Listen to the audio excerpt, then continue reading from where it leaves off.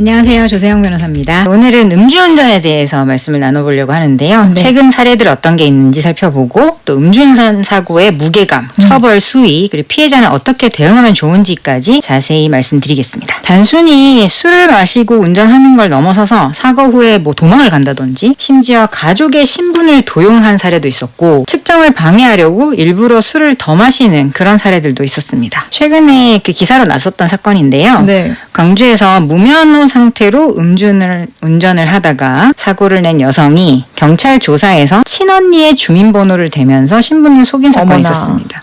그러니까 무면허에다가 음주운전에다가 거기다가 혈중 알코올 농도가 무려 0.181%라고 했어요. 이게 얼마나 높은 거냐면 네. 우리 혈중 알코올 농도가 0.03%만 넘어도 음주운전이거든요. 그런데 어머. 0.18이니까 굉장히 높은 굉장히 수치입니다. 높네요. 그리고 사고를 낸 후에 평소에 외우고 다니던 친언니의 주민등록번호를 내면서 그 언니다라고 진술을 했고 직접 친언니의 이름으로 서명까지 했다고 합니다. 결국 이 여성은 음주운전죄에다가 사문서 위조, 주민등록법 위반 같은 혐의까지 추가돼서 실형, 징역 1년 4개월형을 선고받았습니다. 이게 두 가지로 나눠봐야겠죠. 하나는 음주운전한 거, 도로교통법 위반입니다. 그래서 음주운전 자체의 형사 책임을 져야 되고요. 또 속여서 진술한 것, 그거는 아예 별도의 죄를 형성합니다. 그래서 신분 도용으로 인한 문서 위조 및 주민등록법 위반죄로 처벌을 받게 되고요. 특히나 이 공문서에다가 타인의 정보를 허위로 기재하거나 서명을 하면 명백히 처벌받는 범죄에 해당이 되고 물론 반성을 하느냐 피해가 회복되느냐 여부도 양형에 영향을 미칠 수는 있습니다. 지난 23일 용인에서 음주가 의심되는 운전자가 무려 4.6km를 역주행을 했다고 합니다. 이 와중에 마주오던 차량을 들이받아서 피해 차량에 동승했던 20대 여성이 숨지는 참사가 벌어졌었는데요. 이 사고 차량에서는 술 냄새가 이미 났고 음주 감지기에도 반응이 있었기 때문에 경찰은 체열을 통해서 정확한 수치를 확인 중이라고 합니다. 음주로 교통사고가 나면 단순 교통사고로 인한 사망보다 훨씬 형량이 무겁습니다. 네. 특정범죄 가중처벌법, 소위 특가법이라고 많이 부르는 법이 있는데요. 네. 그 법에 위험운전치사죄가 적용이 됩니다. 그래서 사망한 경우에는 무기징역 또는 3년 이상 30년 이하의 유기징역에 처해지고요. 특히 이 사망사고이면 피해자와 합의를 하더라도 실형이 나올 수도 있고 또 상습성이 짙으면 그만큼 형량이 높아질 수가 있습니다. 초범일 경우에는 그래도 양형 요소로 이전에 그러한 같은 죄가 없었다라는 부분이 어느 정도 참작은 되는데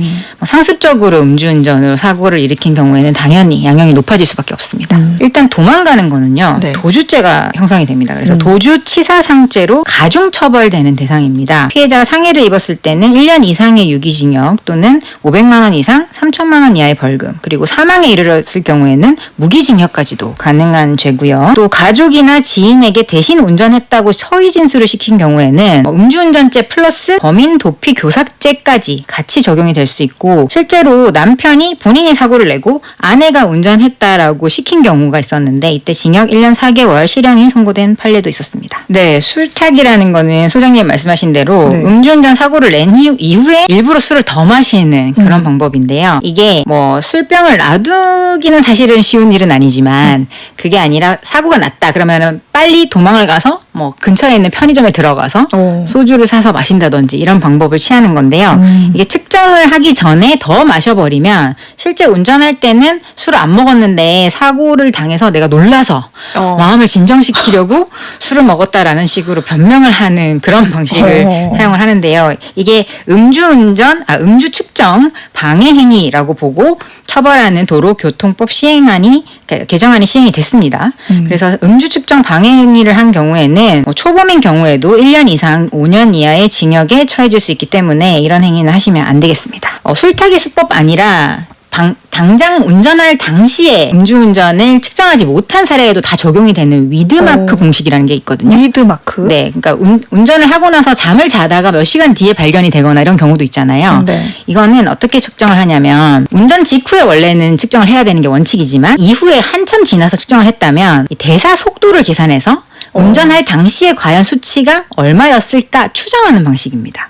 그래서 이게 음주를 하게 되면 시간이 경과함에 따라서 혈중 알코올 농도가 최고치를 찍었다가 서서히 감소를 하게 되는데 이걸 감안해서 측정 시점에 측정된 혈중 알코올 농도를 기점으로 과거에 그 운전했던 그 시간대에 혈중 알코올 농도를 추정해서 계산하는 방법인데요. 뭐 음주를 얼마나 했느냐, 체중이 몇 킬로인가, 성별이 남자인가 여자인가 등도 모두 고려해서 계산을 하게 됩니다. 근데 이게 뭐 무조건 적용이 되는 건 아니고요. 엄격한 증명이 필요한 대상이라서 전문 감정이 동반돼야 하고 또 계산 결과가 피고인에게 일방적으로 불리할 경우에는 그 계산이 증거로 인정받기 어려운 케이스도 있을 수 있습니다. 전동 킥보드의 경우에는 단순 음주만 하다가 적발된 경우에는 범칙금 10만 원에 처해지지만 만약에 음주를 했고 교통사고를 일으키게 되면 자동차와 동일하게 처벌받기 때문에 아주 주의하셔야 되고요. 또 차이가 있는 게 전동 킥보드 말고 앉아서 타는 전동 스쿠터가 있습니다. 네. 이 경우에는 킥보드와는 달리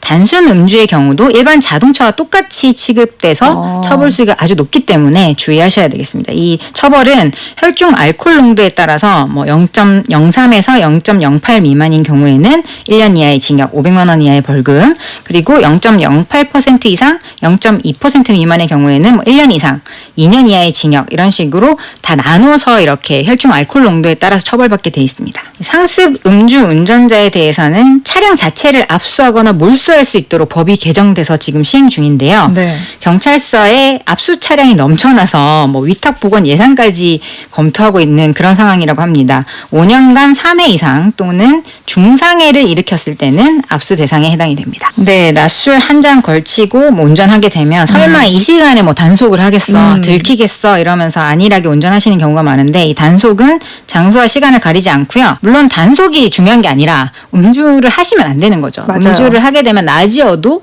뭐 사고가 일어날 확률이 굉장히 높아지기 때문에 부산 기장에서만 3개월간 대낮에 59명이 적발된 정도로 굉장히 케이스가 많은 상황입니다. 그래서 낮술이더라도 절대로 하시면 안 되겠습니다.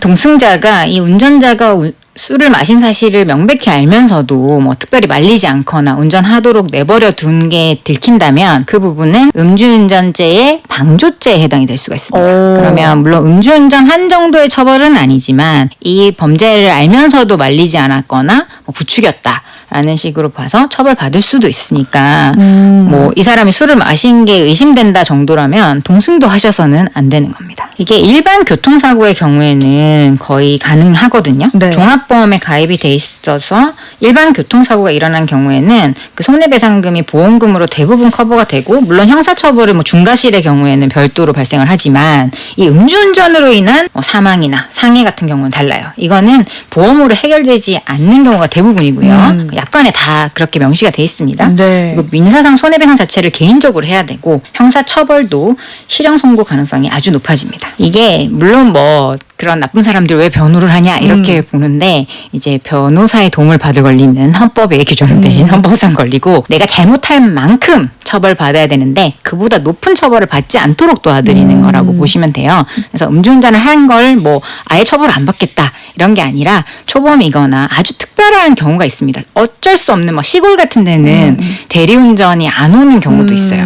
근데 굉장히 급한 사정이 생겨서 뭐 가족이 너무 뭐 위급하다든지 이런 아주 특수 상황이 있는 경우에는 그 부분을 잘 소명을 하면 재판부에서도 어쩔 수 없는 상황이었구나라는 게 입증이 되면 어느 정도 이제 감형은 가능한데 예전처럼 뭐 변호사를 뭐 유명한 사람을 선임했다고 해서 무조건 감형이 되거나 그런 분위기는 전혀 아닙니다. 내 치료에 집중하시는 게 제일 중요하고요. 네. 근데 형사 절차를 협조하면서 가해자와 합의를 할 것인가 여부를 판단하시는 게 좋습니다. 이게 실형이 예상되는 경우에는 합의금이 높아지기 때문에 민사상 별도의 손해배상을 청구하는 것보다 좀 더 높은 합의금을 받게 되면 뭐 돈이 중요한 건 아니지만 그래도 내가 치료받고 또 그동안 뭐 일을 못하는 거에 대한 보상이라든지 이런 거 충분히 받으셔야 되잖아요, 사실은. 네. 그래서 그 합의금 부분에 신경을 쓰시는 게 좋은데 물론 이 가해자가 너무 재질이 나쁘거나 뭐 사과를 하지 않거나 뭐 이런 경우에는 합의를 안 하셔도 돼요. 이거는 형사 배상 청구를 하셔도 되고 별도의 민사소송을 내셔도